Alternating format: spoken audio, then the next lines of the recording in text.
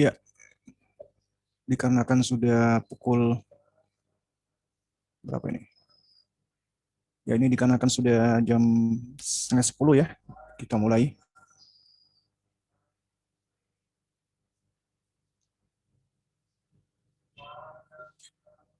Ya, Bismillah. Assalamualaikum warahmatullahi wabarakatuh.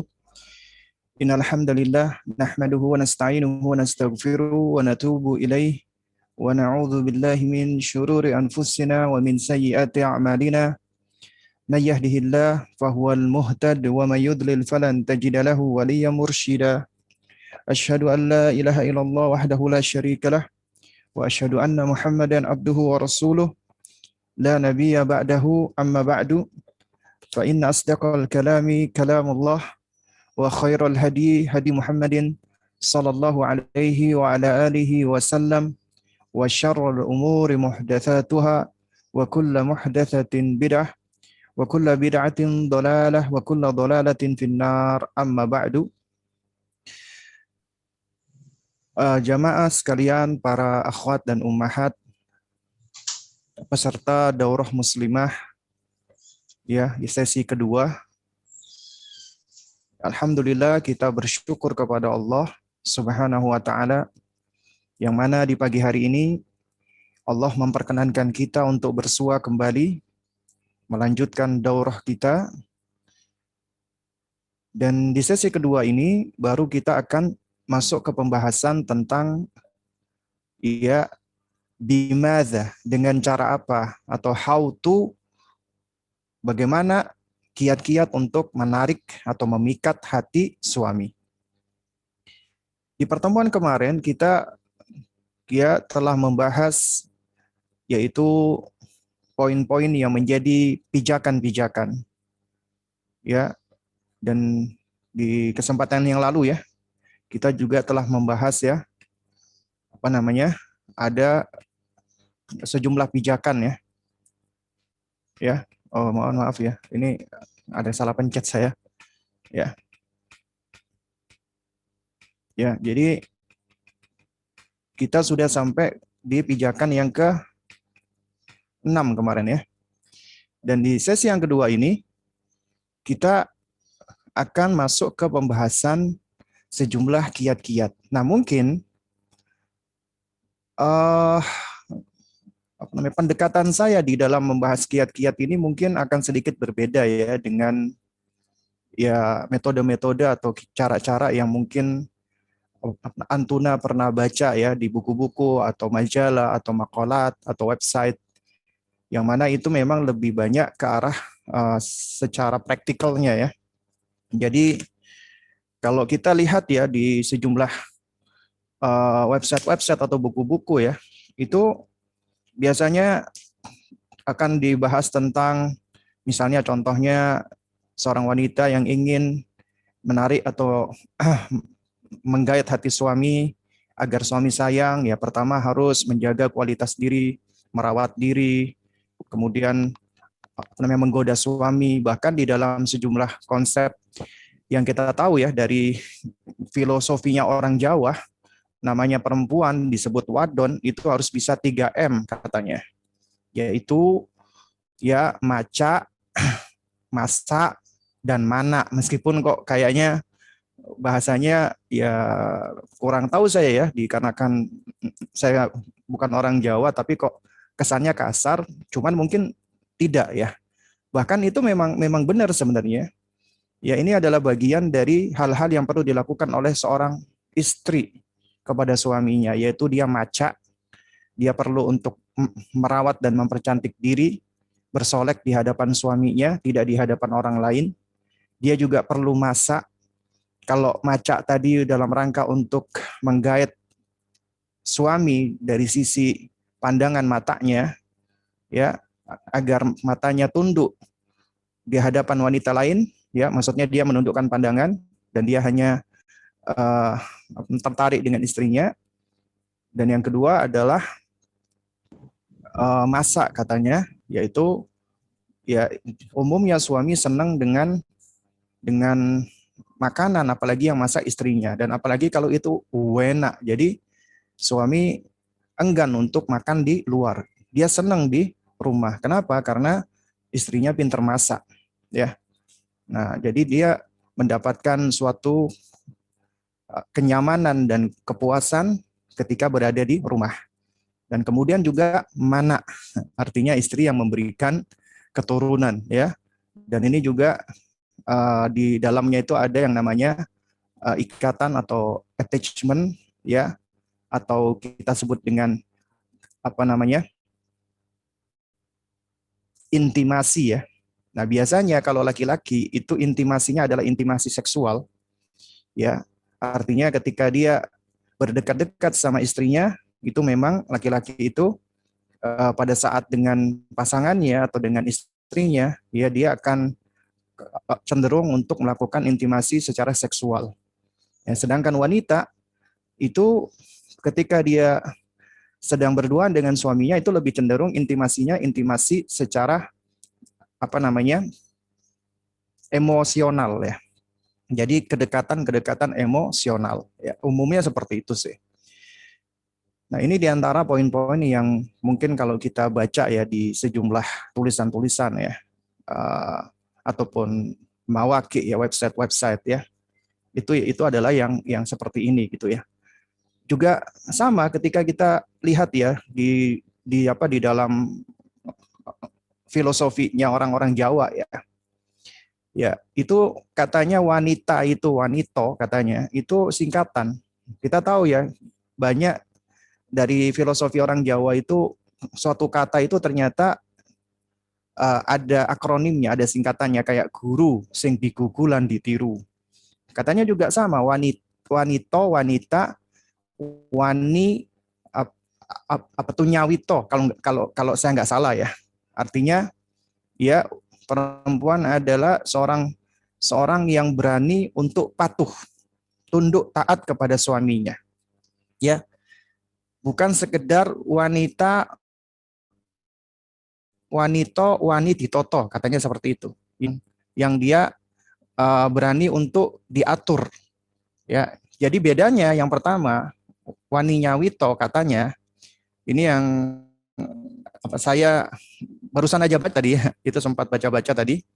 Kalau wani nyawito katanya memang dia mempersiapkan dirinya, dia siap memprepare dirinya berkhidmat kepada suaminya, dia tunduk patuh dengan seakan-akan dengan paksaan. Ya, dia terpaksa untuk melayani suami atau berkhidmat kepada suami. Sehingga yang paling utama, yang paling tinggi adalah wani nyawito, bukan wani ditoto. Ya. Nah, ini ya sengaja saya sampaikan seperti ini karena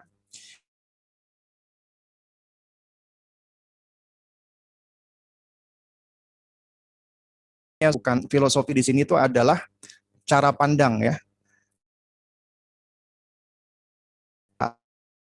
atau suatu masyarakat, ya, terhadap suatu nilai atau value yang berlaku di wilayah tersebut, ya.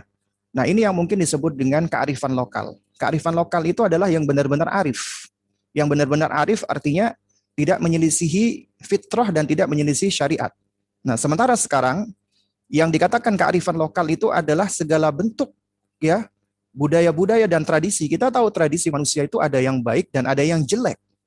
Nah, yang jelek pun juga harus dipelihara dan dilestarikan dengan alasan kearifan lokal. Sampai-sampai kesyirikan pun dikatakan kearifan lokal. Nah, ini adalah suatu kesalahkaprahan. Kearifan lokal adalah suatu kearifan yang ada pada suatu tempat atau wilayah, ya, wilayah native atau lokal, tapi itu memang ya secara syariat tidak menyelisih agama. Ya, dan konsepsi seperti misalnya Yang namanya wanita, ya wadon itu ya tugasnya adalah maca, masak, mana. Itu kalau kita timbang di dalam agama kita tidak salah gitu loh. Juga misalnya seorang perempuan itu juga harus taat patuh pada suaminya tapi di dalam perkara-perkara yang ma'ruf. Itu juga suatu hal yang tidak salah, ya. Bahkan juga di dalam konsepsi orang-orang barat ya, yang mana mereka lebih banyak melakukan pendekatan dari penelitian ya ataupun observasi secara psikologi ya. Sampai dikatakan bahwasanya wanita woman women are from Venus ya, men are from Mars.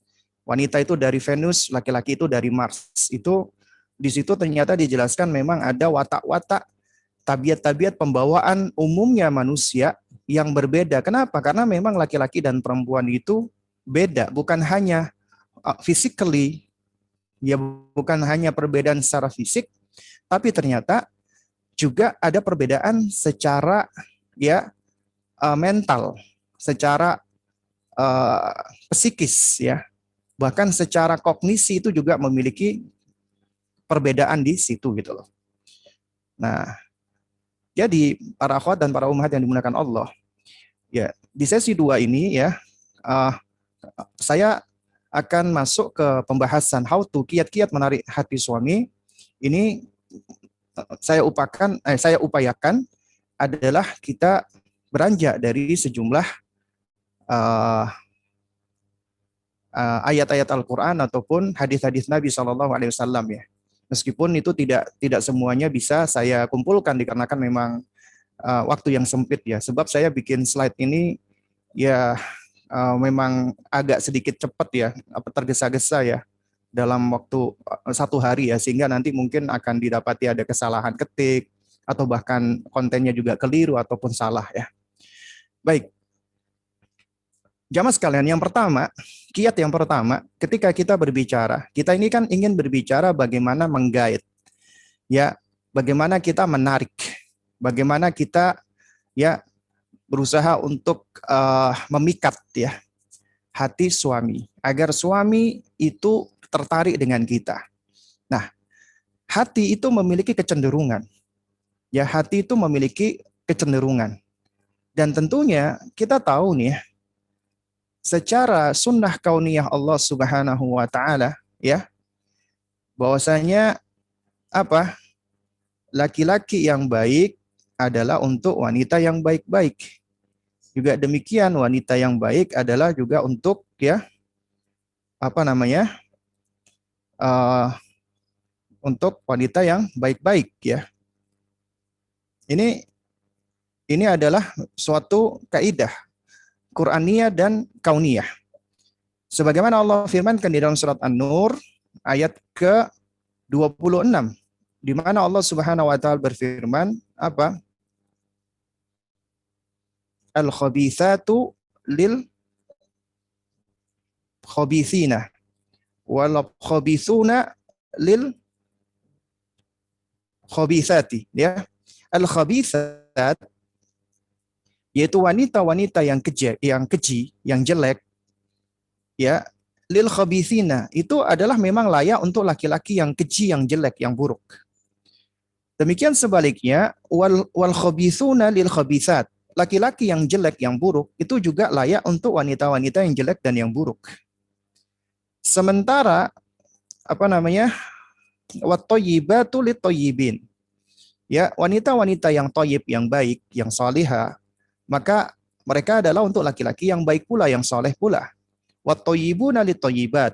Dan juga laki-laki yang baik juga adalah untuk wanita-wanita yang baik. Ini kaidah Qur'aniyah.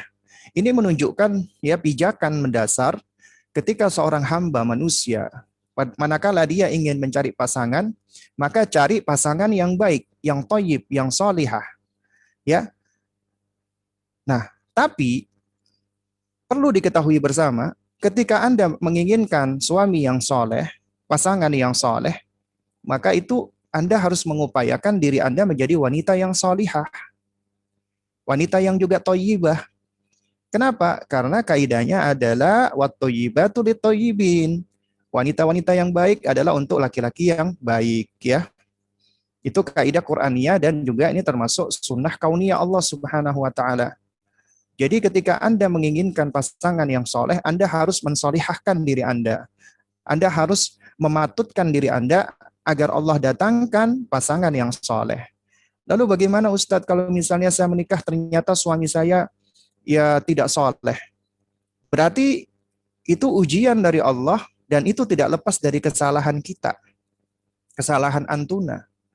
Kenapa? Karena kita diperintah untuk mencari suami yang soleh.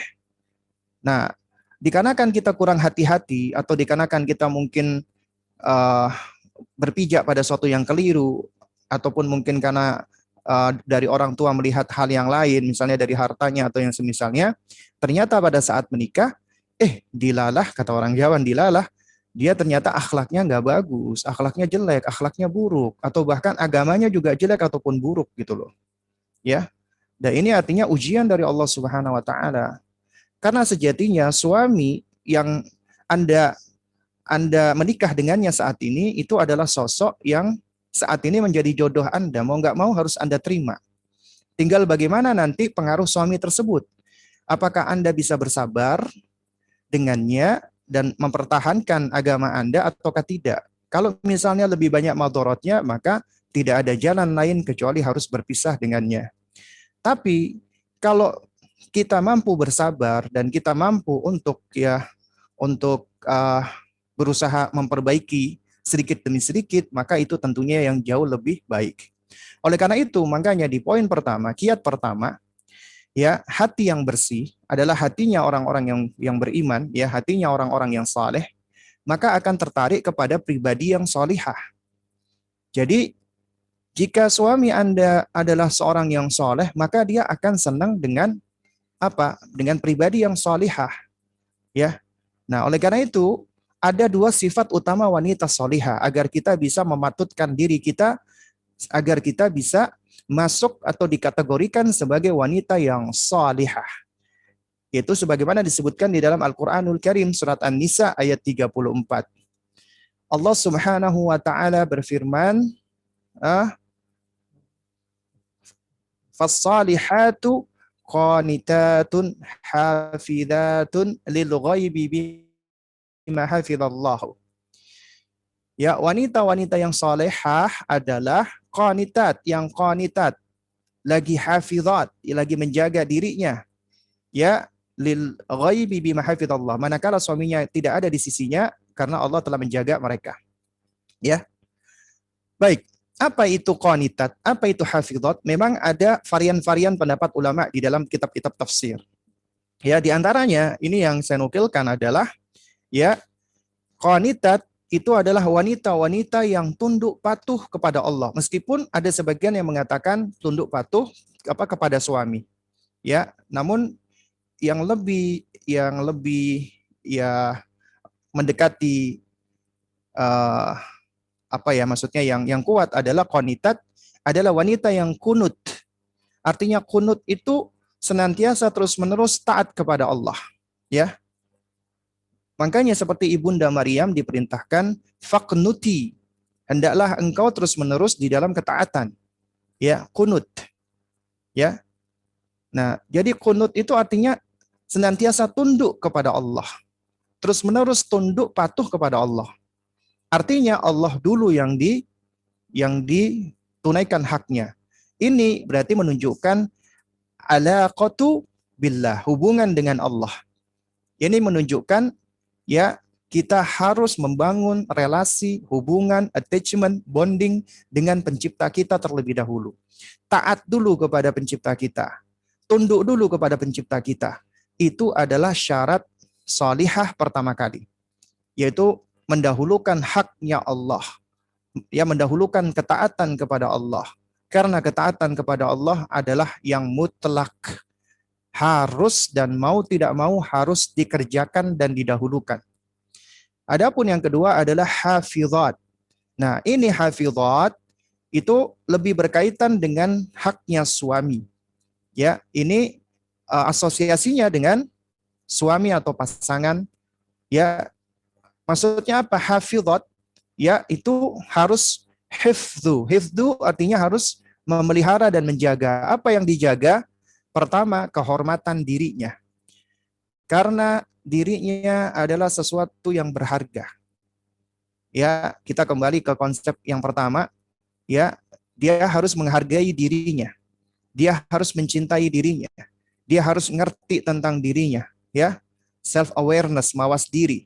Kemudian juga dia harus asyafaqah bidzat, dia harus self compassion, ya. Dia harus self respect, menghargai dirinya dia, ya.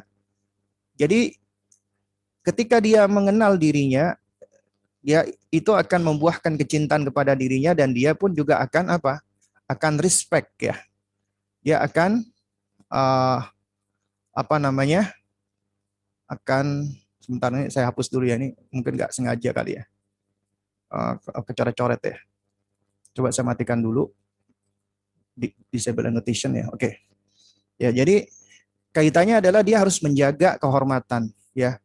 Kehormatan dia, ya, karena Allah yang telah ya memberikan dia kehormatan tersebut sehingga dia harus menjaga dan memeliharanya, dan juga itu juga termasuk menjaga kehormatan suami.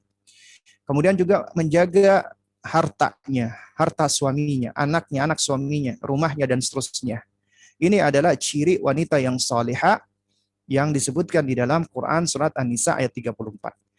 Lalu kemudian juga di antara karakter yang salihah, ya, sebagaimana datang dalam hadis Nabi Shallallahu Alaihi Wasallam, bahkan inilah sifat, ya, inilah 4 sifat utama, ya, wanita-wanita ahlul jannah, wanita-wanita penghuni surga. Dan ini adalah wanita-wanita yang memiliki sifat seperti ini. Adalah wanita-wanita yang insya Allah berikan kepada mereka kebebasan untuk memasuki surga dari pintu mana saja yang mereka kehendaki. Dan ini adalah suatu karunia dan keutamaan dan kemuliaan yang besar. Kata Nabi Shallallahu Alaihi Wasallam, "Idza mensallatil mar'atu khamsaha." Jika seorang wanita selalu menjaga salat 5 waktu. Salat adalah alaqa bainal abdi wa rabbi. Salat adalah hubungan yang kuat antara hamba dengan Rabb-nya. Sekali lagi, maka dahulukan attachment kita dengan pencipta kita. Allah yang menciptakan kita, Allah yang memiliki kita, Allah yang menguasai kita, Allah yang mengatur kita, Allah yang menghidupkan, mematikan kita, Allah yang memberikan kita rizki, Allah yang memberikan kita berbagai macam bentuk kenikmatan. Sehingga kita ini sejatinya milik Allah dan kepada Allah kita akan kembali, dan hidup kita khidmatkan hanya untuk Allah. Hidup kita, ya, kita gunakan adalah untuk berkhidmat, beribadah hanya kepada Allah. Itu yang paling utama. Adapun makhluk itu nomor sekian, ya. Jadi Allah terlebih dahulu yang harus didahulukan. Karena siapa yang dia menjaga haknya Allah, Allah nggak akan lupakan dia. Ya. Karena segala bentuk amalan-amalan soleh, ya, yang kita kerjakan, ya, amalan-amalan soleh yang kita, ya, lakukan, ya, itu semua kembalinya adalah untuk apa? Untuk apa? Untuk kita, untuk hamba sendiri, ya.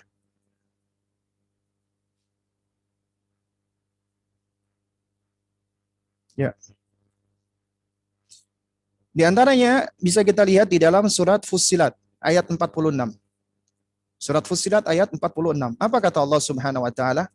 Man amila salihan fali nafsihi. Barang siapa yang beramal soleh, maka itu adalah untuk dirinya.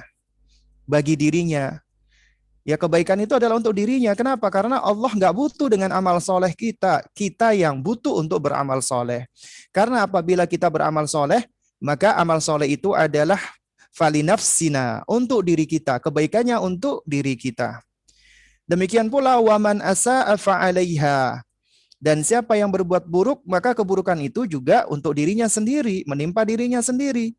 Ya, Allah tidak akan, ya, uh, apa namanya? Dengan keburukan-keburukan kita, kemuliaan Allah tidak akan berkurang, kerajaan Allah tidak akan berkurang, kekuasaan Allah tidak akan berkurang. Jadi keburukan-keburukan yang kita lakukan itu ya kembalinya kepada kita sendiri. Ya. Kemudian wa ma rabbuka bidzallamin lil abid, ya.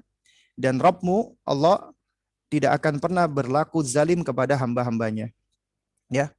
Makanya man amila solihan fali nafsihi. Siapa yang beramal soleh, maka itu adalah untuk dirinya sendiri. Akan kembali kepada dirinya sendiri. Ya, oleh karena itu ketika kita sholat, sholat kita itu adalah bentuk apa? Bentuk pertama, ya, wujud kesadaran kita sebagai hamba Allah. Yang mana tugas kita adalah beribadah kepadanya. Kemudian yang kedua, adalah wujud rasa syukur kita atas nikmat-nikmat yang Allah karuniakan kepada kita. Dan sholat kita ini sebenarnya tidak bisa membalas nikmat-nikmat Allah, ya. Itu tidak bisa, ya, membalas semuanya. Karena amalan kita tidak worth it dengan apa yang Allah berikan. Allah berikan jauh lebih banyak daripada apa yang kita berikan untuk Allah, ya. Sementara Allah tidak butuh dengan kita dan amalan kita, dan kita butuh dengan Allah.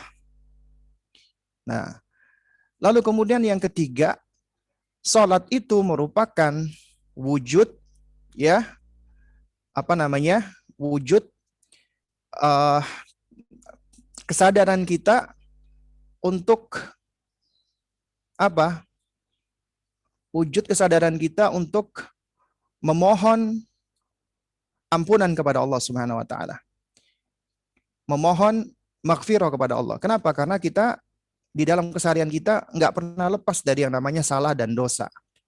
Ya, sehingga ya kita butuh untuk memohon ampun kepada Allah, meminta maaf kepada Allah. Nah, di antaranya dengan jalan sholat ini.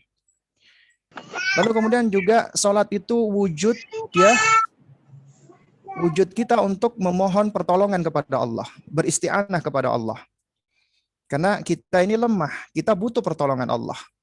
Ya, makanya Allah perintahkan apa namanya? Wasta'inu bis-sabri was-salah. Ya. Hendaknya kalian, ya, menjadikan salat, sabar dan salat itu sebagai penolong bagi kalian. Kemudian juga wujud, ya, permohonan kita kepada Allah atas segala hajat dan kebutuhan kita. Maka kita minta kepada Allah Subhanahu wa taala.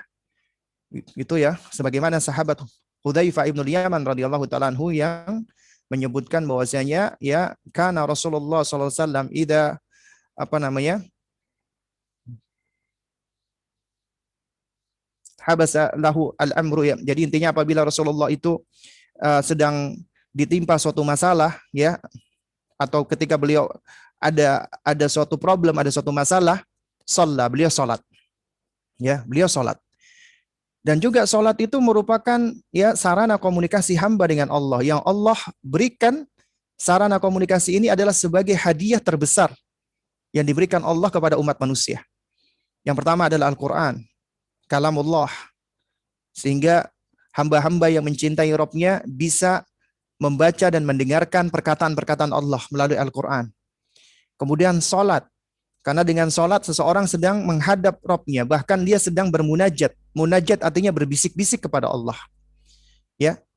Karena kata Nabi SAW, ya, apa namanya?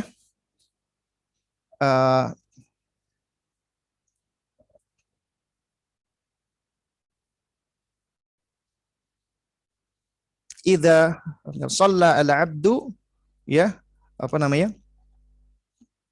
Yunaji rabbahu atau kama qala Rasulullah. Apabila seorang hamba dia salat, maka dia sedang bermunajat kepada Rabb-nya. Ya, yunaji, munaja itu artinya berbisik-bisik. Ya. Dan memanggil Allah itu bisa dengan dua cara, menyeru Allah. Munada dan munajah. Munada menyeru Allah dengan suara yang jelas, yang terang, yang sharih. Sementara munajah itu menyeru Allah dengan suara yang lirih, berbisik-bisik.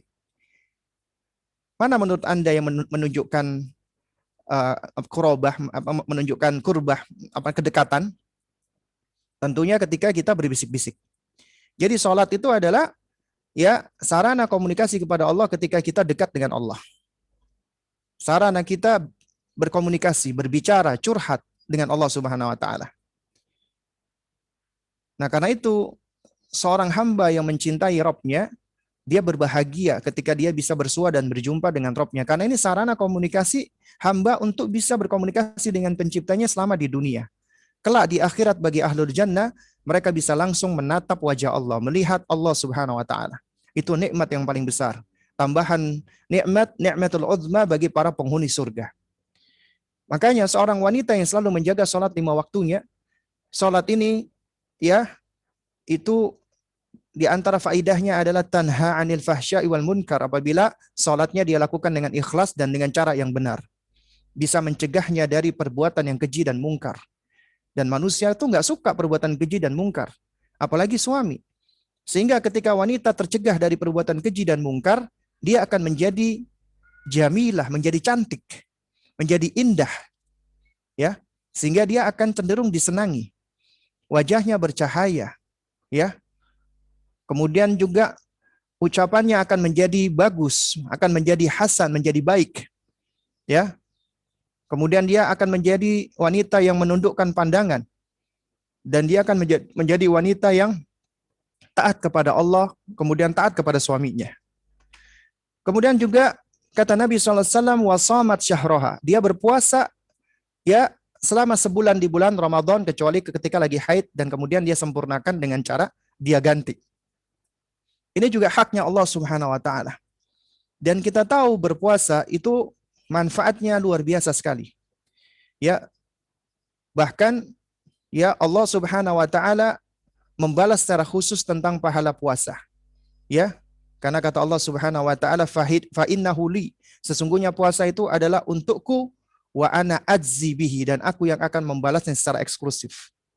Ya. Dan puasa itu akan membuahkan atau akan melahirkan karakter-karakter yang mulia bagi orang-orang yang berpuasa dengan benar, ikhlas karena Allah, ihtisaban, dan kemudian dengan cara yang benar. Wa hafizat farjaha, kemudian dia menjaga kemaluannya. Dia menjaga kemuliaannya dari perbuatan zina. Hafizat farjaha itu ya secara umum dan khusus. Artinya dia menghindarkan diri dari perbuatan zina dan menghindarkan diri dari sarana-sarana yang dapat menghantarkan dirinya kepada perzinaan.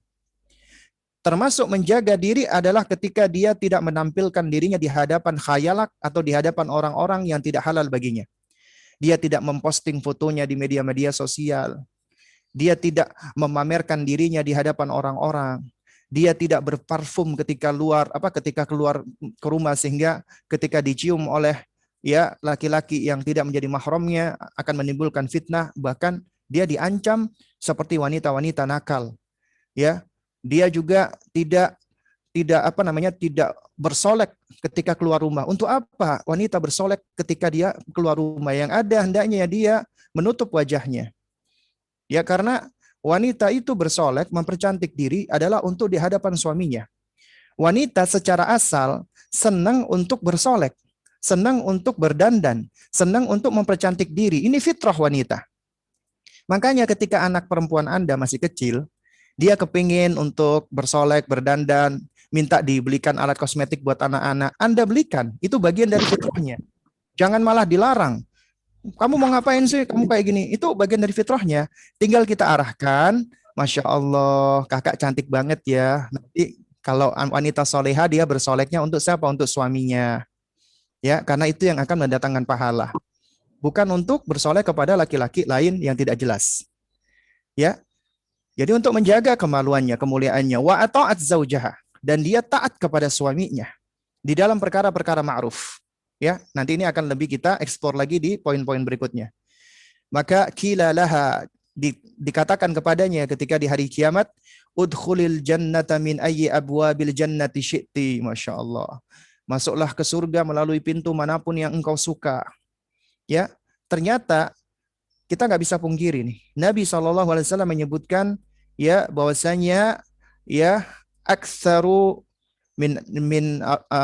aktsaru ahlin nar, ya, uh, penghuni neraka yang paling banyak adalah para wanita, ya, adalah para wanita, ya. Tapi di sisi lain Nabi menerangkan bahwasanya wanita itu sebenarnya lebih mudah untuk masuk surga.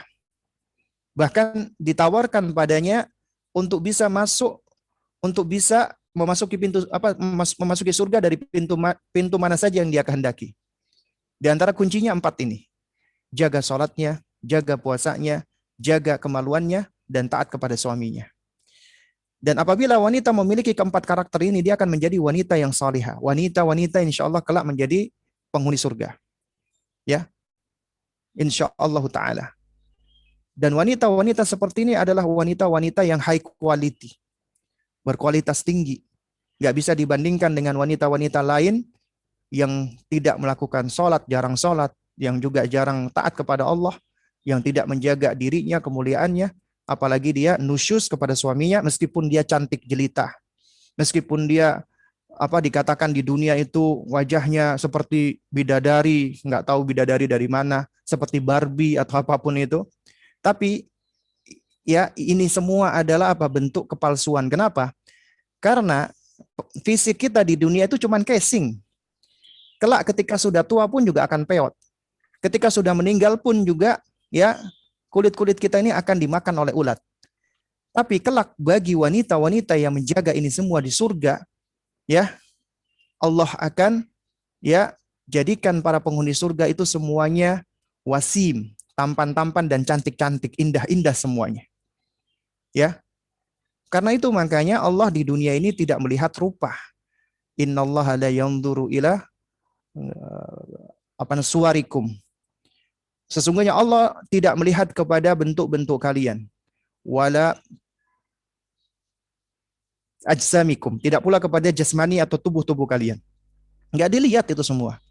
Walakinallaha yanzuru ila qulubikum wa a'malikum. Tapi Allah lihat hati dan amalan kalian. Hati dan amal apabila berpadu menjadi ketakwaan. Lalu kemudian di sini ada 8 karakter wanita solihah ya, yang saya kumpulkan ini bukan sebagai tahdid batasan ya, ini cuman di antara sifat karakter wanita solihah ya, yaitu yang terangkum dari kata solihah. Yang pertama S ya. Wanita yang solihah adalah wanita yang talibatul ilmi, senang menuntut ilmu, senang belajar, apalagi ilmu yang bermanfaat. Ilmu yang paling bermanfaat adalah ilmu yang semakin mengenalkan dia dan mendekatkan dia dengan penciptanya, ma'rifatullah. Dan ilmu yang akan semakin mengenalkan dia tentang apa yang Allah ridhoi dan apa yang Allah cintai. Ma'rifatu ma yuhibbu wa yardha Allah Ta'ala. Ya, yaitu dia tahu tentang apa yang Allah ridha dan Allah cinta. Sehingga apabila seseorang tahu apa yang Allah ridha dan Allah cinta, maka apa yang dia lakukan akan menjadi ibadah. Itu ilmu yang paling bermanfaat. Dan juga ilmu-ilmu yang bermaslahat secara duniawi. Ketika dia belajar tentang ilmu kesehatan, ilmu kedokteran, ya, atau ilmu masak, ya, ilmu menjahit, atau yang lainnya. Yang semua ada maslahatnya secara duniawi. Ya. Tapi yang paling utama adalah ilmu agama, ilmu syar'i. Dan belajarnya seorang muslim dan muslimah itu harus taksil. Apa itu? Sistematis. Sistematis berarti dia harus belajar dari aham fal muhim. Dari perkara-perkara yang penting-penting dulu, kemudian ke yang penting lainnya. Apa yang paling penting? Tidak lain dan tidak bukan adalah akidah, tauhid. Itu pondasi mendasar. Baru kemudian belajarnya secara tafsil, terperinci, detail. Bukan cuma sekedar tahu. Ketika dia mendapatkan suatu pendapat, dia nggak bilang, dia seharusnya penuntut ilmu itu tidak hanya mengatakan, oh ini katanya Ustadz Fulan. Aku kemarin dengar kok yang Ustadz Fulan bilangnya begini. Jadi kita beragama itu bukan mengikuti Fulan dan Fulan, tapi kita mengikuti dalil. Apa dalilnya Ustadz Fulan? Oh kemarin Ustadz Fulan bilang begini, soalnya kalau nggak salah beliau menyampaikan ada hadisnya. Nah, cuman saya lupa hadisnya. Sebentar ya, coba tak cari dulu. Nah itu baru. Ini baru jauh lebih baik ketimbang pokoknya jari ini Ustadz Fulan gini. Nah, itu bukan penuntut ilmu itu, seperti itu ya. Kemudian juga ketika belajar itu harus tadarruj ya, harus bertahap. Mulai dari yang mudah dulu, dari yang ringan dulu, yang enteng dulu, jangan langsung yang berat-berat. Dan kemudian belajar itu juga istimror, berkesinambungan, continue. Enggak cuman sepekan, 2 pekan, ikut daurah, habis itu udah nggak belajar lagi. Anda ikut daurah itu, ya Anda cuma dapat sedikit ilmu saja. Itu adalah starter point Anda untuk semakin semangat belajar dan menambah ilmu. Ya, bukannya malah ikut daurah, habis gitu dianggap sudah ngerti semuanya. Enggak, gitu loh. Ya, kemudian juga harus sabar ketika belajar. Dan jangan lupa sabar juga harus selektif mencari guru, harus berhati-hati mencari guru. Kenapa? Karena ini metodenya para ulama-ulama kita terdahulu, ulama salaf. Ya, sebagaimana Al-Imam Muhammad Ibnu Sirin mengatakan, al-ilmu huwad din, fandur amman ta'khuduna dinakum. Ilmu itu agama, maka perhatikanlah dari mana kamu mengambil agamamu. Kemudian wanita yang solihah adalah wanita yang syakirah, yaitu hargai karunia dan nikmat yang Allah berikan. Kita kembali lagi ke daurah yang pertama kita. Apa yang Allah berikan? Nikmat itu untuk kita. Setidaknya ada 3 nikmat yang Allah berikan. Itu semua berpijak dari surat Al-Insan ayat 1 sampai ayat 3. Pertama, nikmatul ijad, nikmat keberadaan, nikmat eksistensi. Allah adakan kita, ciptakan kita dari tidak ada menjadi ada, Allah berikan kita kehidupan. Itu nikmat. Kemudian nikmatul imdad.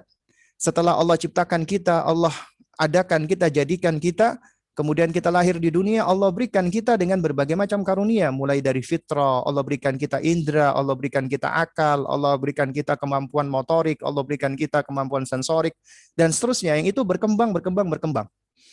Dengan instrumen itu kita bisa belajar, kita bisa mendapatkan ilmu, kita bisa semakin mengenal Allah. Ya, sehingga kita harus bersyukur.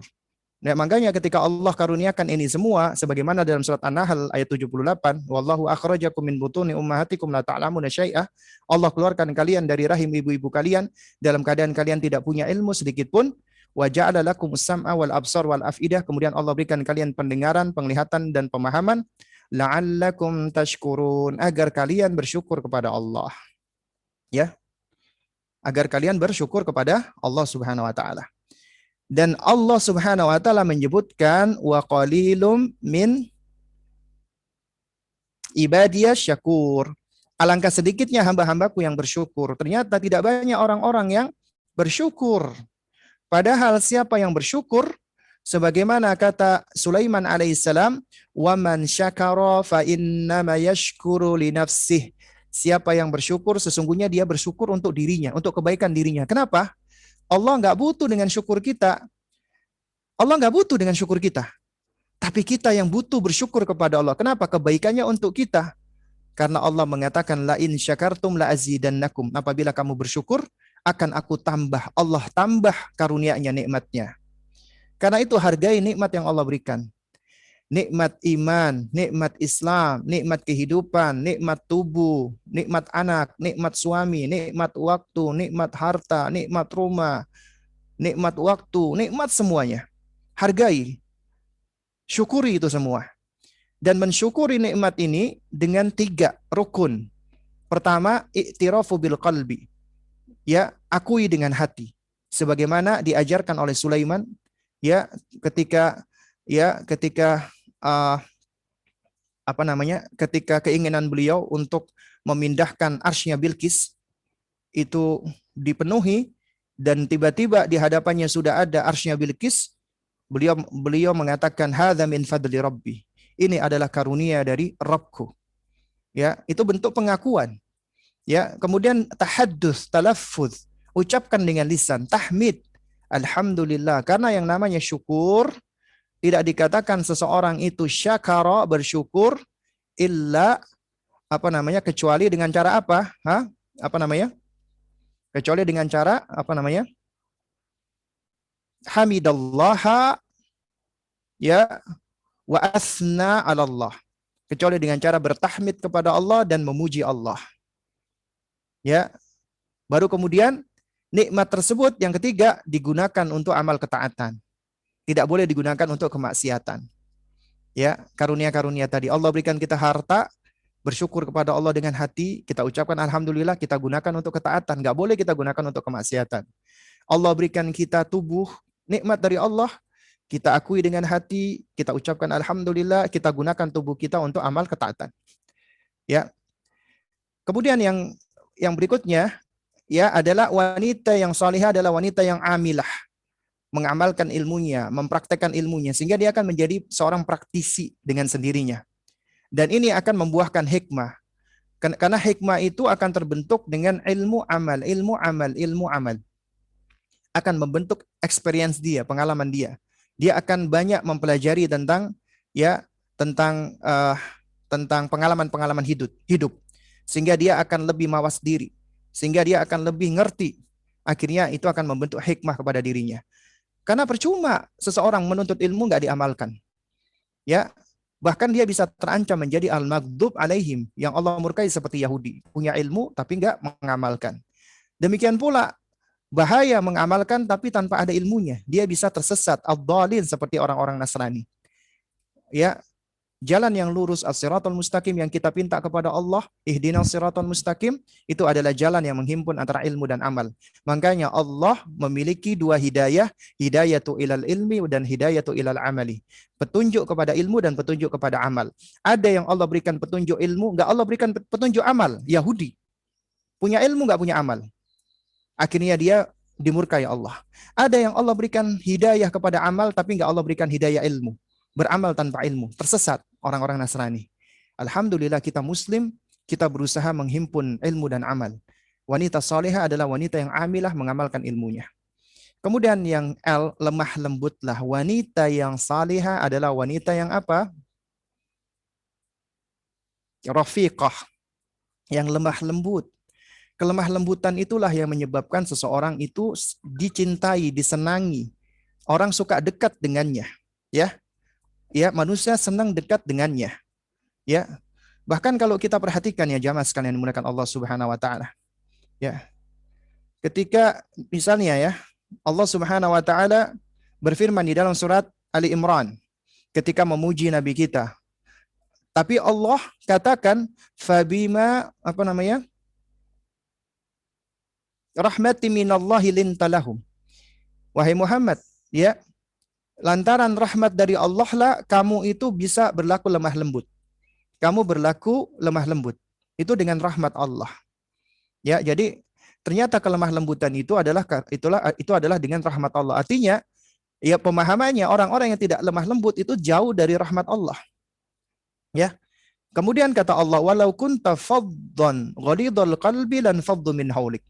Kalau sekiranya engkau itu orangnya bengis, keras, hatinya kasar, orang-orang akan menjauh darimu. Ini menunjukkan apa? Manusia itu nggak suka dengan orang-orang yang keras, kaku, bengis, hatinya kasar. Manusia umumnya itu senang dengan orang-orang yang lemah lembut. Makanya dikatakan Allah, kalau sekiranya engkau itu kasar, kaku, keras, ya, kemudian berhati kasar, orang-orang di sekitarmu akan menjauh, ya, akan menghindari kamu. Karena itu dengan kelemah lembutan orang akan senang. Wanita yang lemah lembut akan disenangi. Suaminya senang, anaknya senang, mertuanya senang, temannya senang. Ya. Akhirnya ketika dia disenangi oleh orang-orang, orang mendekat dengan dia, ketika dia menyampaikan sesuatu akan lebih mudah didengarkan.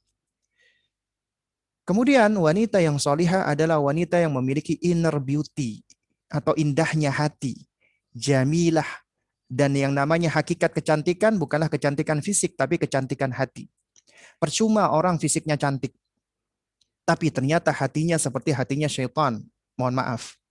Ya, mungkin ada wanita-wanita yang ya fisiknya dianggap biasa, tapi ketika dikenal betapa indahnya hatinya, banyak ya orang-orang yang tertawan dan terpesona dan terpikat dengan akhlaknya, dengan keindahan hatinya. Karena itulah ya, kecantikan sejati adalah kecantikan hati, inner beauty. Kecantikan yang ada di dalam. Itu yang jauh lebih penting. Karena fisik ini cuma casing sementara kita di dunia ini, ya. Tapi tetap memang harus dipelihara, harus dijaga. Ya, itu bagian dari konsep kita memahami diri dan Kita bersyukur atas apa yang Allah karuniakan untuk kita. Karena itu ya wanita yang soleha juga harus menjaga dong dirinya, kecantikan dirinya.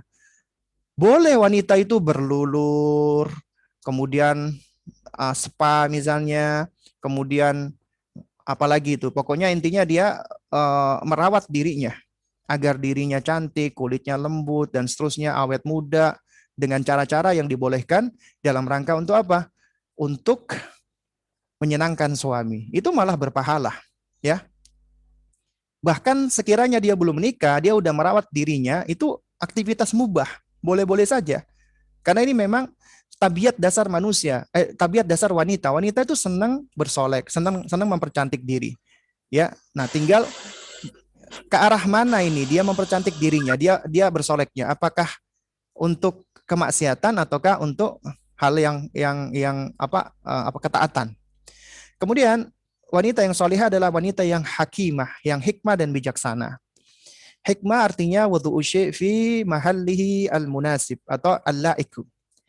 Hikmah itu adalah meletakkan sesuatu pada tempatnya. Wanita yang hikmah adalah wanita yang bisa meletakkan sesuatu pada tempatnya. Kalau Al-Hafidz Ibnu Qayyim mengatakan hikmah adalah fi'lun ma yanbaghi 'alal wajhil ladzi yanbaghi fil waqtil ladzi yanbaghi. Hikmah adalah melakukan sesuatu dengan tepat, dengan cara yang tepat di waktu yang tepat. Wanita yang hikmah dia tahu ya ketika melihat suaminya kapan dia harus bicara atau diam ya. Dia bisa melihat kondisi suaminya ya. Wanita yang hikmah adalah dia bisa melihat anak-anaknya, dia bisa bedakan fase-fase perkembangannya ketika dia bicara dengan anak 2 tahun dengan anaknya yang 5 tahun dengan anaknya 8 tahun itu tentunya tidak sama. Hikmah ini diperoleh dengan apa? Dengan 3 hal. Ya. Sebagaimana kata Al-Hafidz Ibnu Qayyim ada 3 rukun hikmah. Pertama al-ilmu, yang kedua al-hilmu, yang ketiga at-ta'anni. Pertama ilmu, kita udah tahu. Kedua hilmu, yaitu kelemah lembutan, kesantunan. Ketiga at-ta'anni. Ta'anni itu artinya ketenangan. Lawannya istijal, tergesa-gesa. Artinya kita tidak tergesa-gesa, tidak pengen cepat, tidak instan. Kebanyakan manusia itu ya sifatnya tergesa-gesa. Pengen selalu cepat-cepatan. Dan ini adalah penyakit, umumnya penyakit wanita, pengen cepat-cepatan. Kemudian yang berikutnya adalah ya antusias dan memiliki semangat yang tinggi. Wanita yang memiliki hirs, makanya dikatakan harisah ya. Semangat. Semangat dalam belajar, semangat dalam beribadah, semangat dalam melakukan kebaikan, ya, semangat dalam dalam melayani suami, semangat dalam ngurusin anak. Ya intinya semangat. Dan semangat ini adalah sesuatu yang memang bisa bertambah dan bisa berkurang. Ya. Dan makanya kita harus terus memupuk agar kita bisa selalu semangat, bisa antusias, ya. Nah, di antaranya adalah dengan apa? Dengan ya, agar kita bisa selalu semangat, ya itu kita harus ngerti cara memanage emosi, perasaan dan waktu. Makanya ya Nabi ketika ditanya oleh Hanzalah, ya ketika Hanzalah itu curhat bahwasanya beliau ketika bersama Rasulullah itu imannya bertambah, tapi ketika bersama keluarga ya, imannya berkurang. Apa kata Nabi? Ya Hanzalah sa'atan. Wahai Hanzalah, sa'ah. Ada waktunya engkau memang beribadah, ada waktunya memang engkau perlu untuk ngurusin keluarga, ada waktunya engkau perlu rehat ya untuk istirahat. Jadi suatu hal yang nggak bisa dipungkiri, seorang manusia termasuk ibu itu punya beberapa waktu atau time. Pertama, me time. Tapi ini kita tidak melihat konsepnya orang kafir ya. Ya, kalau orang kafir ngomong me time itu beda ya. Jadi ini kita cuma melihat pembagian waktu saja. Dan ini emang suatu hal yang nggak bisa kita pungkiri. Ini dialami kita semua. Kita memiliki waktu bersendirian. Itu namanya me time, waktu untuk kita. Nah, bedanya orang beriman, wanita mukminah, me time-nya dia gunakan untuk apa? Untuk relaksasi diri. Ya, untuk mengumpulkan kekuatan dan untuk mendekatkan diri kepada Allah. Waktunya dia berkhalwat kepada Allah, bermunajat kepada Allah, berzikir kepada Allah, ya, berdoa kepada Allah. Itu me time-nya seorang wanita mukminah. Kemudian ada couple time, waktu berdua dengan pasangan, dengan suami, ya. Ya, terus kemudian ada family time ketika berkumpul dengan keluarga, dengan anak-anaknya. Kemudian ada social time ketika dia berkumpul dengan teman-temannya. Nah, itu pentingnya untuk mencari teman-teman solihah.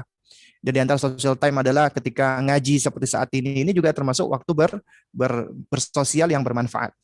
Baru kemudian yang terakhir adalah harus terus berdoa dan tawakal. Itulah wanita yang abidah, ya, wanita yang senantiasa ya berusaha menjadi hamba Allah Subhanahu wa taala. Karena kita cuma bisa berusaha, adapun selebihnya serahkan kepada Allah. Doa dan tawakal kepada Allah. Baik. Kemudian kiat yang kedua, ya, yang perlu kita pahami, ya, ketaatan wanita. Nah, ini baru kita bahas tadi ya tentang masalah taat, ya. Ketaatan wanita terhadap suami itu akan lebih menawan hati suami, lebih memikat hati suami, ya. Karena kenapa? Karena kita tahu ya, ketaatan kepada suami itu adalah surga atau neraka bagi istri. Ini sebagaimana kata Nabi SAW, ya, ketika Nabi mengatakan kepada salah seorang sahabiah, ya, ketika ada seorang wanita ditanya oleh Rasulullah SAW, ya, bagaimana ya posisi dirimu dengan suamimu, ya, kemudian dijawab ya oleh wanita tadi, ya intinya baik-baik aja. Kemudian dinasihati oleh Rasulullah, ya, fanduri aina anti minhu innama huwa jannatuka wa naruka. Ya, perhatikan dirimu, sikapmu terhadap dirinya, karena sesungguhnya suami itu adalah surga atau nerakamu di dunia. Artinya, ya, kalau kita bisa ya bersikap dengan suami dengan kebaikan, dengan ketaatan yang sesuai dengan syariat tentunya, maka tentunya suami akan menjadi surga bagi seorang istri. Demikian sebaliknya, ia bisa menjadi neraka. Demikian pula menaati suami itu akan mendapatkan manisnya keimanan, ya. Jadi Anda apabila ingin mendapatkan manisnya keimanan, diantaranya adalah dengan cara menaati suami. Ya, ini sebagaimana hadis Nabi SAW, di mana Nabi mengatakan wala tajidul mar'atu halawatal iman hatta tuaddi haqqa zawjiha. Seorang wanita tidak akan merasakan manisnya keimanan sampai ia memenuhi hak suaminya. Jamaah sekalian, pernah suatu ketika ada seorang syekh ditanya oleh seorang ya wanita. Dia curhat, minta nasihat. Ya syekh, dulu ketika aku belum menikah, aku dulu ketika beribadah itu begitu damai, begitu khusyuk, begitu tumakninah. Aku merasakan nikmatnya ibadah. Tapi kenapa setelah aku menikah, itu semua tidak aku dapatkan. Tidak lagi aku khusyuk ketika beribadah. Dan aku juga enggak merasakan nikmatnya iman. Ya wahai syekh, tolong nasihati aku. Apa jawaban syekh tadi? Ya, nasihatnya adalah bagaimana sikapmu terhadap suamimu, ketaatanmu kepadanya, dan bagaimana khidmatmu terhadap suamimu. Kemudian Syekh membawakan hadis ini, wala tajidul mar'atu halawatal iman hatta tuaddi haqqa zawjiha. Seorang wanita tidak akan merasakan manisnya keimanan sampai ia memenuhi hak suaminya. Jamaah sekalian yang dimuliakan Allah. Ya, betapa banyak perempuan atau wanita, ya, ini memang suatu hal yang berat ya. Suaminya itu mungkin cuek, tidak begitu memperhatikan, abai, bahkan bersikap kasar dengan istrinya. Tapi itu memang ujian dari Allah Subhanahu wa taala. Nah, ketika Anda wahai para muslimah, Anda wahai para istri, Anda sudah belajar, Anda sudah ngaji. Itu berarti Anda mendapatkan hidayah dari Allah, Anda mendapatkan taufik dari Allah. Itu menunjukkan kebaikan buat Anda. Allah menginginkan kebaikan buat Anda, ya. Nah, berarti harus dijaga hidayah tersebut. Di antara menjaga hidayah tersebut, ya tentunya kita harus belajar menuntut ilmu dan mempraktekkan ilmu kita. Dan termasuk adalah kita mensikapi suami kita yang mungkin abai, suami kita mungkin berbuat buruk kepada kita, kita tetap sabar dan berbuat baik kepadanya dan menunaikan haknya dia. Wah, nggak adil dong Ustadz. Nggak adil menurut siapa? Apakah menurut Anda Allah tidak adil? Tidakkah Allah akan memberikan balasan kepada seorang hamba sedikit, ya, meskipun sekecil apapun atau sedikit apapun yang dilakukan oleh seorang hamba itu, apalagi kesabaran dia, dan ketika dia menaati suaminya bukan semata-mata karena suaminya, tapi karena Allah. Allah yang memerintahkan wanita untuk taat kepada suaminya di dalam perkara yang ma'ruf. Ya, Rasulullah yang memerintahkan seorang wanita untuk menunaikan hak-hak suaminya. Meskipun suaminya misalnya nggak pernah menunaikan kewajiban. Ya, tapi dia lakukan itu dalam rangka untuk melaksanakan perintah Rasulullah. Maka dia lakukan ini adalah karena Allah. Allah yang akan membalasnya. Kenapa? Karena dia tahu dirinya ada untuk Allah. Ya, dirinya ada untuk beribadah kepada Allah. Dirinya ada untuk mencari keridhaan Allah. Dan dirinya yakin Allah itu maha adil, maha bijaksana. Dan dirinya yakin apa yang dia lakukan karena Allah pasti akan membuahkan kebaikan di dunia dan di akhirat.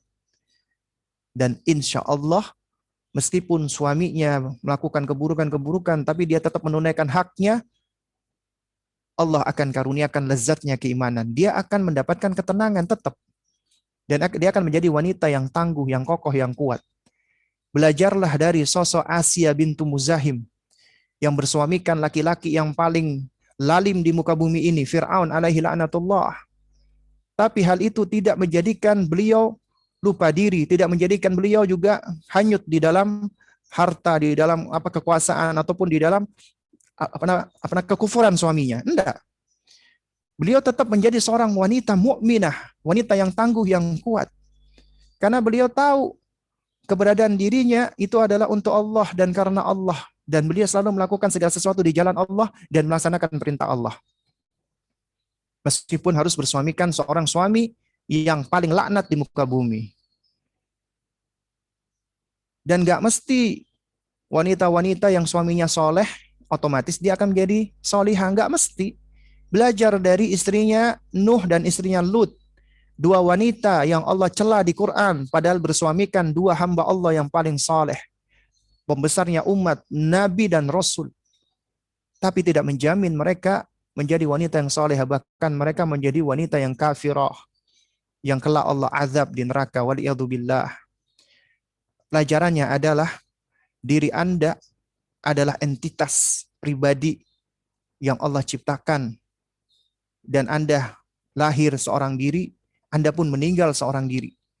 Tapi dari Anda lahir sampai Anda meninggal dunia, yang selalu menyertai Anda dan membersamai Anda hanyalah Allah Subhanahu wa taala. Hanya Allah Azza wa Jalla. Bukan anak, bukan suami, bukan orang tua. Kelak mereka semua akan pergi meninggalkan kita. Ataupun kita yang akan meninggalkan mereka. Karena itu, hidupnya kita di dunia bukan adalah untuk berkhidmat kepada Allah.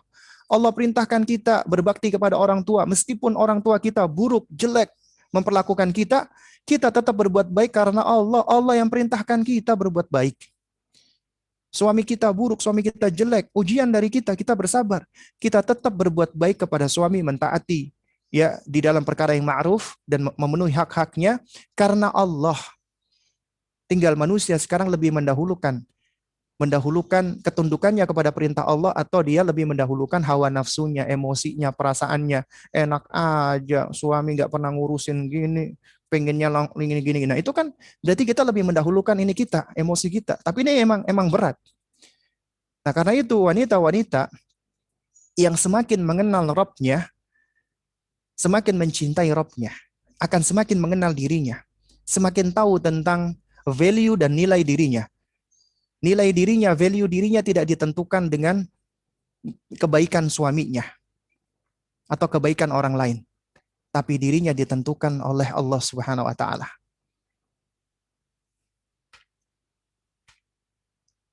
Oleh karena itu, kita harus mengenali bagaimana karakteristik istri yang taat kepada suami. Datang di dalam sejumlah riwayat.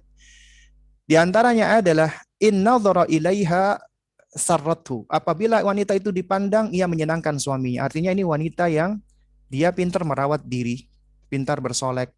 Karena itu hendaknya Anda rawat diri Anda. Anda mematut diri Anda dan di hadapan suami. Ya, wa idza amaroha atau athu. Jika dia diperintah, wanita tersebut diperintah, maka dia patuh kepada suaminya selama tidak di dalam perkara maksiat. Ya, misalnya suaminya minta tolong siapin makanan, siapin makanan. Ya, kalau ada makanannya, kalau nggak ada ya otomatis ya nggak bisa nyiapin apa-apa. Ya, ya harus disampaikan baik-baik. Ya, wa idza aksama abarathu. Apabila dia mendapatkan pembagian giliran, ini bagi yang di madu, maka dia menerimanya dengan lapang, ya. Tidak saling berebut. Makanya judulnya saya koreksi di sini. Ya, jadi bukan kiat merebut hati suami.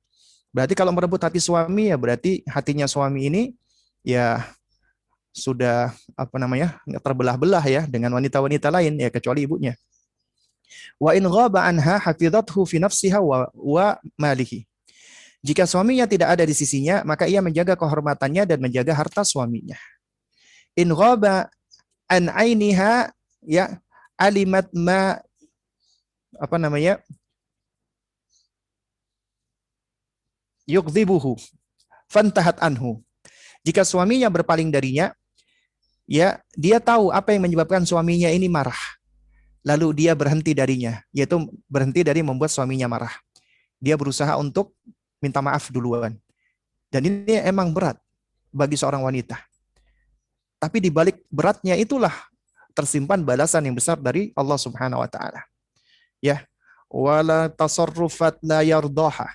Tidak ada tindakan-tindakan yang dilakukan yang tidak diridhoinya. Itulah di antara sifat-sifatnya. Kemudian kiat yang ketiga. Hati itu lebih tertarik dengan ya sosok yang senang berterima kasih, senang mengapresiasi. Coba kita perhatikan kata Nabi SAW. Ya, Nabi mengatakan la yanzurullahu ila imra'atin la tashkuru li zawjiha. Ini ancaman. Allah tidak memandang wanita, nggak mau melihat wanita yang tidak mau bersyukur kepada suaminya. Ya, bahkan juga ketika Nabi menjelaskan tentang wanita-wanita yang banyak menjadi penghuni neraka, sahabat bertanya, ya, Nabi mengatakan apa? Maksudnya sahabat bertanya sebabnya. Nabi menyebutkan likufrihinna, karena kekufuran mereka. Sahabat bertanya, ya Rasulullah, hal yakfurna billah, apakah mereka kufur kepada Allah? Bukan, kata Nabi SAW. Tapi yakfurna, tapi mereka adalah kufur kepada bil azwaj. Jadi mereka kufur kepada pasangan-pasangan atau suami-suami mereka. Ya. Bahaya kufur terhadap suami. Ya. Nah, ini dia hadisnya. Nabi mengatakan sebagaimana diriwayatkan oleh Abdullah ibnu Abbas ya. Apa namanya? Ini mohon maaf bisa dimatikan mic-nya ya. Baik. Nabi bersabda apa namanya? Uritun nara falam ara mandaran kal yaumi qattu. Saya diperlihatkan isi neraka dan saya belum pernah melihat pemandangan yang seperti itu. Ngerinya, ya. Afdha'ah. Wa ra'aitu aktsara ahliha anisa, dan aku lihat kebanyakan penghuninya adalah kaum wanita. Bima ya Rasulullah? Nah, kenapa wahai Rasulullah? Qala bikufrihinna. Lantaran kekufuran mereka. Qila yakfurna billah. Apakah karena mereka kufur kepada Allah? Kata Nabi, la, yakfurnal ashir. Karena mereka kufur kepada suaminya. Ya, wa yakfurnal ihsanah, dan kufur kepada kebaikan suaminya. Lau ahsanat ila ihdahuna ad-dahra kullahu thumma ra'at minka syai'an qalat ma ra'aitu minka khairan qattu. Ini adalah karakter yang disebutkan oleh Nabi. Wa ma yantiqu anil hawa in huwa illa wahyu yuha. Nabi ketika menyampaikan sesuatu tidak ngomong dari hawa nafsunya. Nabi tidak mengada-ada. Karena apa yang Nabi sampaikan adalah dari wahyu Allah. Sifat umumnya wanita adalah kufur kepada suami. Dan Nabi jelaskan rinciannya.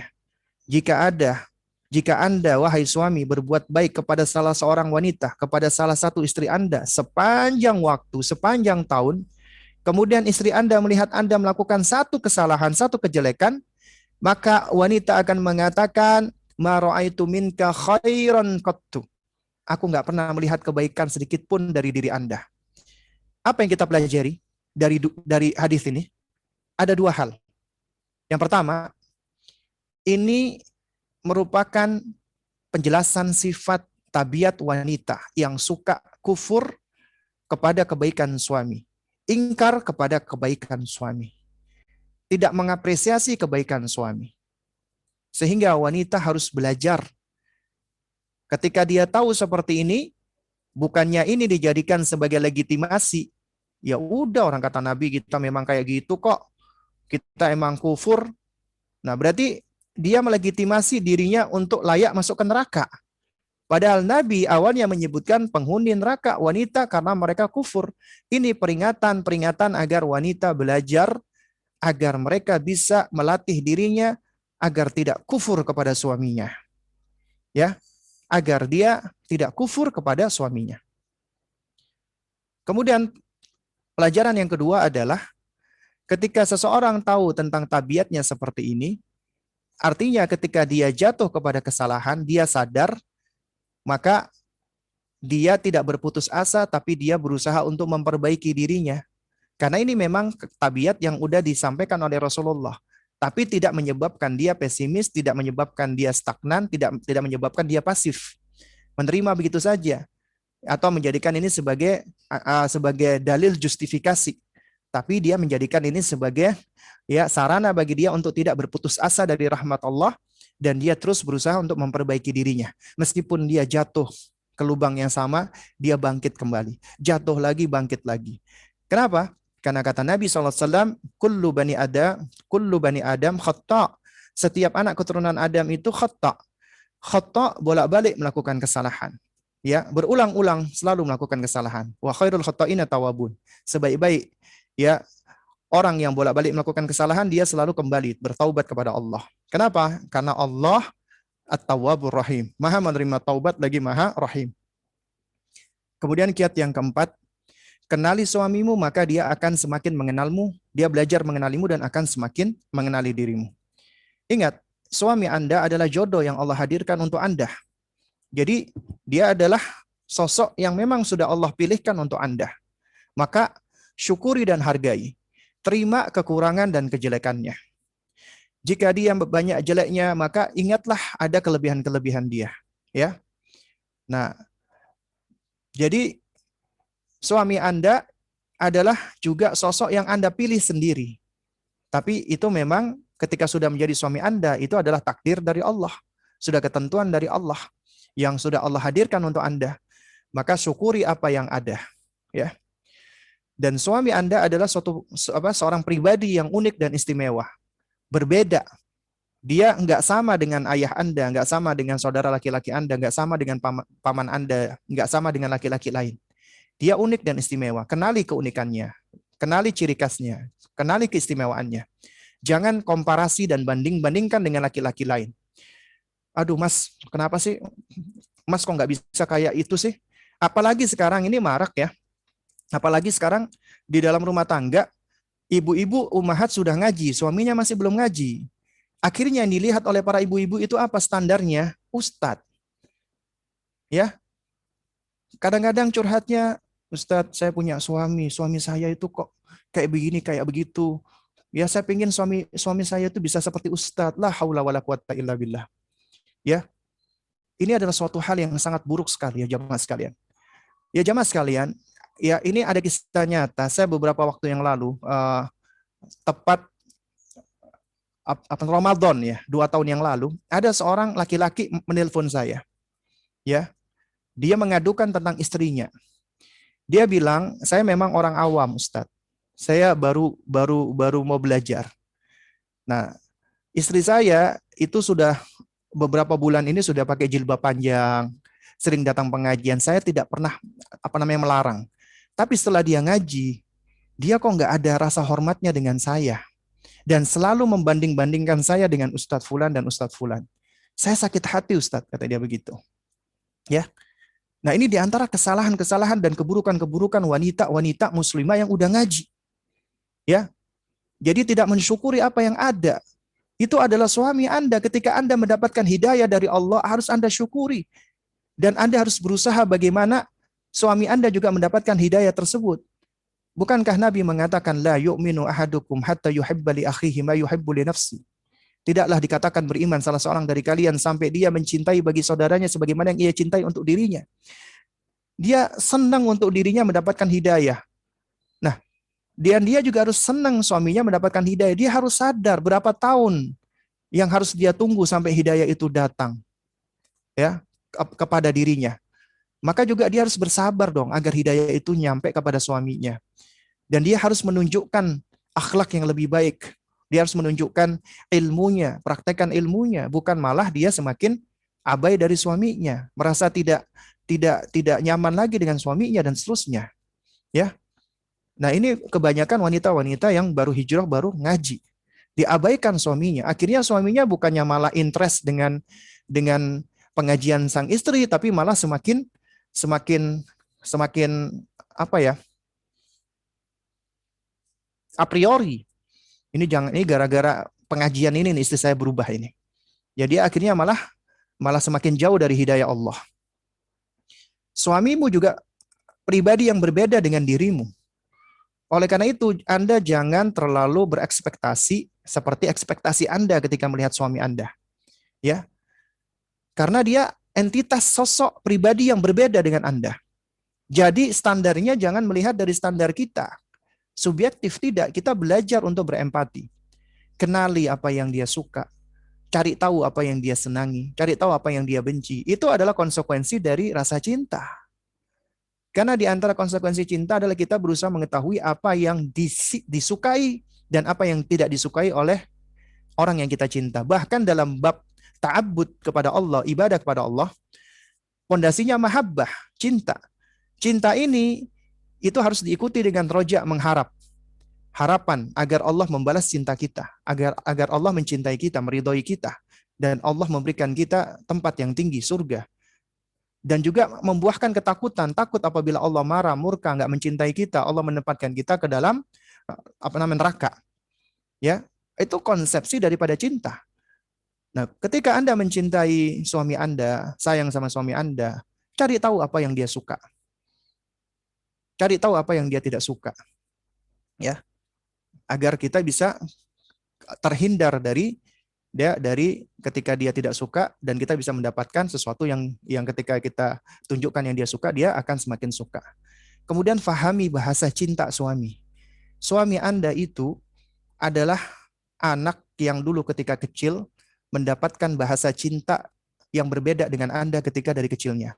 Ada suami yang mungkin jarang dipeluk sama istrinya, sama ibunya, jarang mendapatkan bahasa cinta kasih dari keluarganya. Sehingga dia nggak terbiasa dengan bahasa pelukan. Dia nggak terbiasa dengan bahasa ucapan, aku sayang kamu, aku cinta kamu. Enggak. Oleh karena itu makanya pahami bahasa cinta suami. Karena kadang-kadang tiap orang punya bahasa cinta berbeda-beda.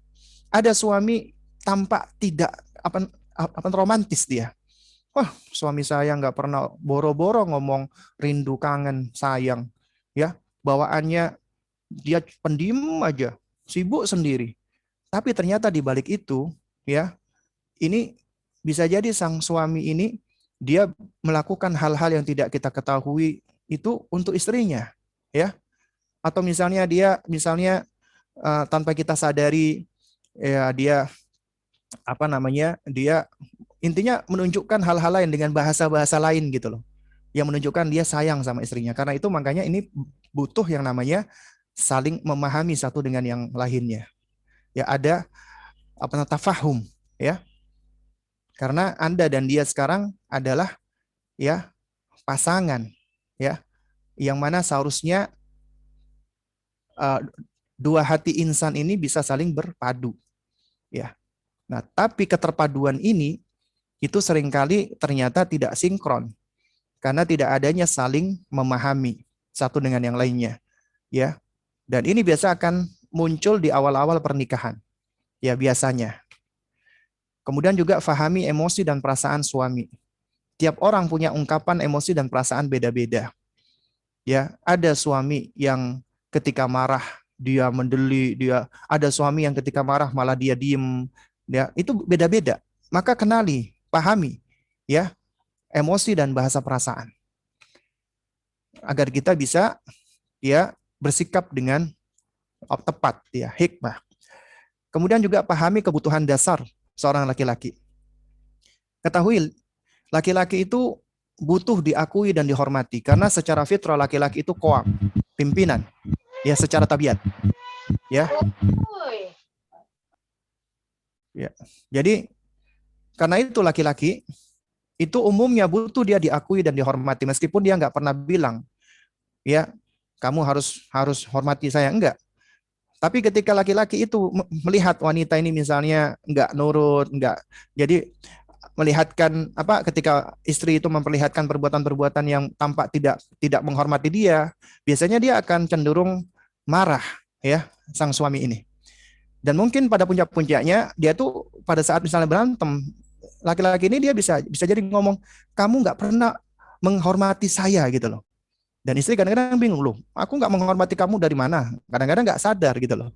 Makanya karena itu laki-laki butuh diakui dan dihormati. Cara pengakuan dan penghormatan kepada istri adalah taat dan patuh pada suami di dalam perkara ma'ruf. Ya. Karena apabila laki-laki itu merasa dia diakui, dihormati, ya, itu yang akan menimbulkan perasaan sayangnya dia kepada sang istri. Berarti dia adalah sosok yang harus dia jaga, harus dia lindungi, ya. Kemudian juga laki-laki itu butuh kepercayaan dan dipercaya. Ya, kadang-kadang ada wanita yang namanya pencemburu, ada wanita yang ya bawaannya itu buruk sangka sama suaminya. Suaminya lagi keluar, ditanya, "Mas, kamu dari mana ini, Mas?" "Aku barusan ini kok ngopi." "Ah, ngopi sama siapa?" Akhirnya pengen ngelihat handphonenya, pengen ngelihat ini. Laki-laki yang seperti ini, dia merasa tidak dipercayai. Padahal laki itu butuh kepercayaan, butuh percaya. Ketika istrinya hilang kepercayaan, maka dia pun juga akan mulai kehilangan uh, akan kehilangan pula trust kepada istrinya. Karena itu dahulukan husnudzon, belajar mempercayai suami. Ya, kita dahulukan apa yang zahir yang diucapkan suami. Kita nggak usah mengorek-ngorek hatinya, ya. Kecuali kalau memang sudah ada indikasi bukti yang nyata, baru itu baru berbeda dan itu pun hendaknya kita dahulukan islah. Ya. Kemudian laki-laki juga butuh dihargai sekecil apapun perbuatannya karena kebanyakan wanita tabiatnya umumnya jarang, kurang atau bahkan tidak menghargai suami. Seperti tadi kata Nabi, apabila ada seorang suami berbuat kebaikan selama setahun penuh, melakukan satu kesalahan yang diingat hanya satu kesalahan, kebaikannya nggak pernah diingat, ya. Kemudian sang istri ngomong, kamu itu nggak pernah berbuat baik dengan aku.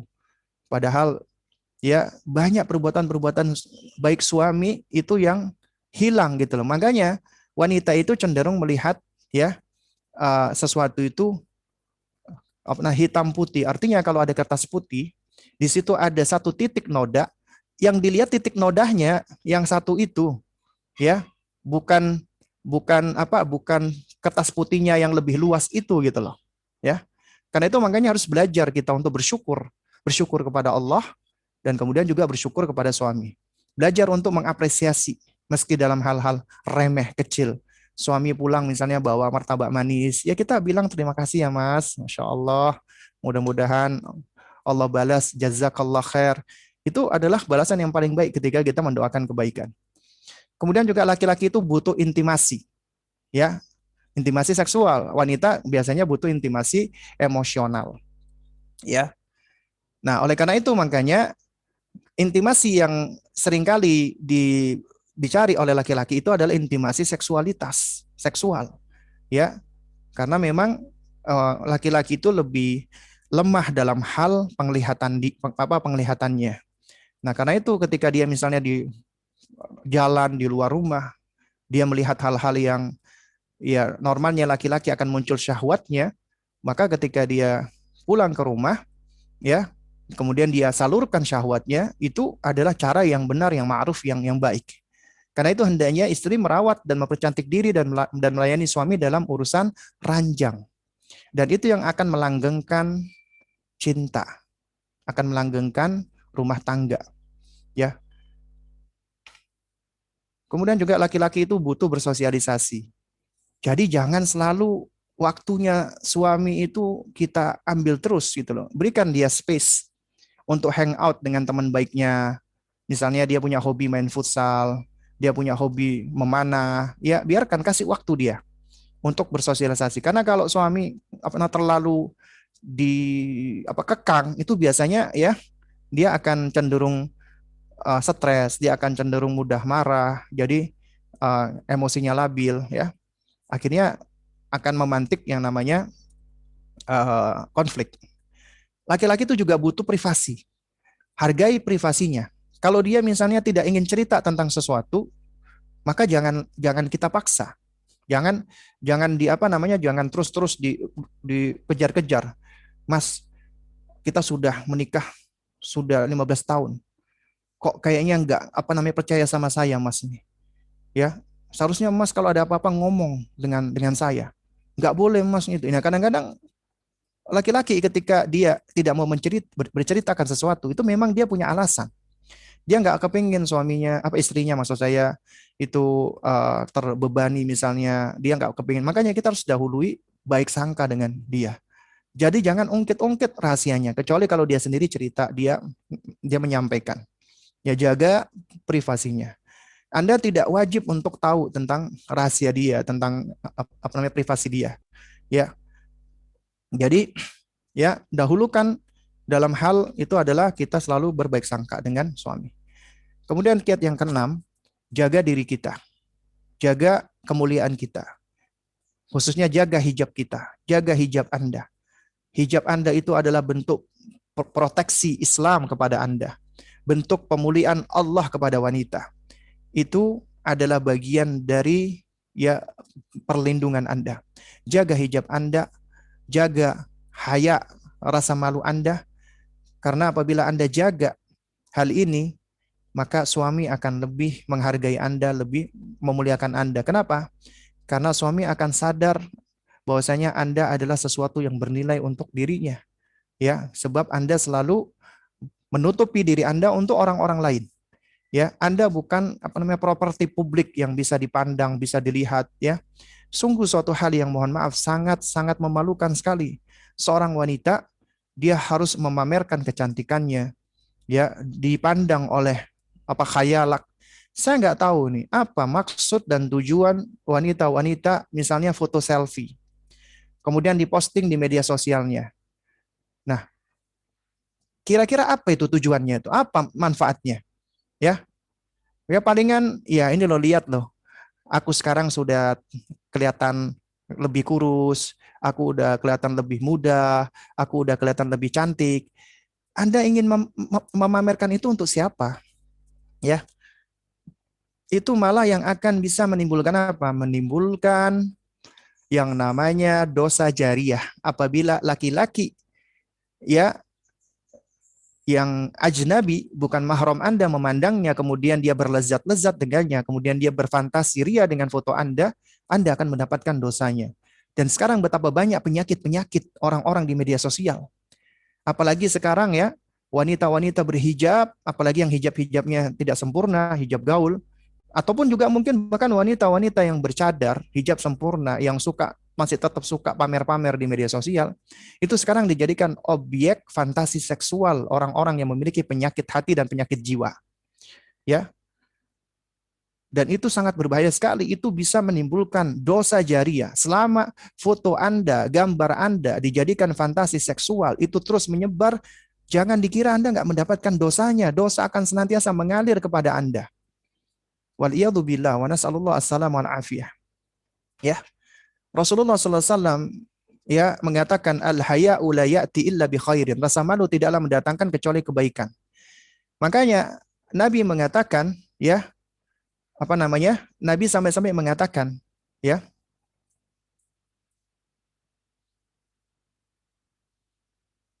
idza lam tastahyi fasna ma syi'ta. Apabila engkau enggak punya rasa malu lagi, silakan kamu lakukan sekehendakmu. Ya.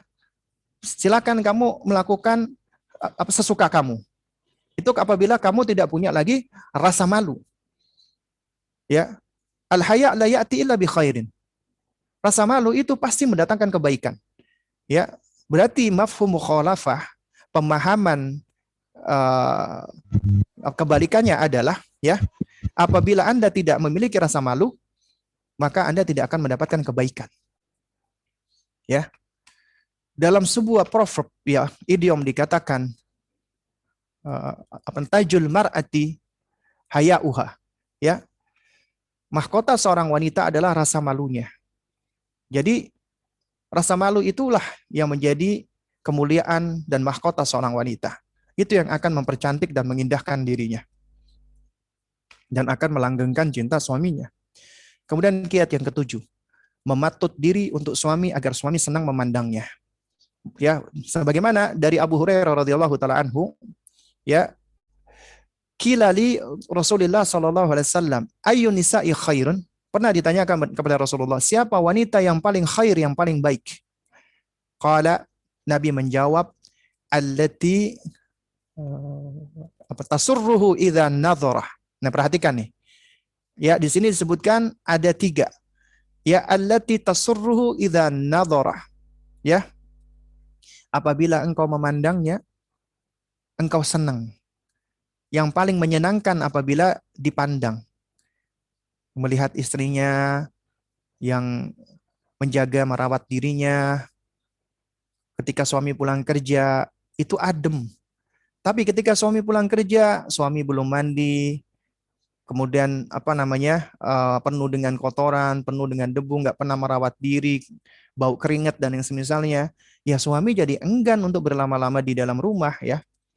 Ya, tapi Ustadz, kita kan banyak urusan di dalam rumah Ustadz. Nah, inilah pentingnya istri belajar untuk memanage dan saling berbagi tugas dengan suami ya.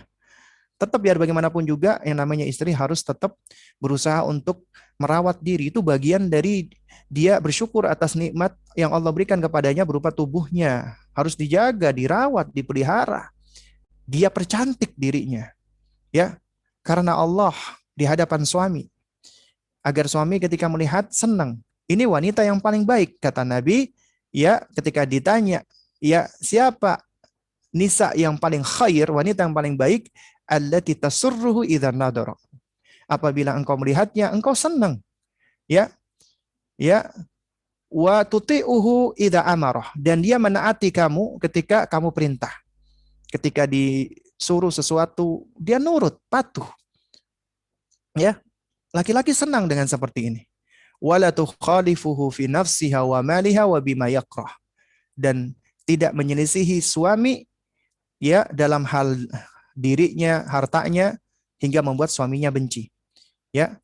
Jadi wanita yang menjaga dirinya, menjaga harta suaminya, wanita yang dia amanat dan selalu menjaga ya agar suaminya tidak benci kepada dirinya.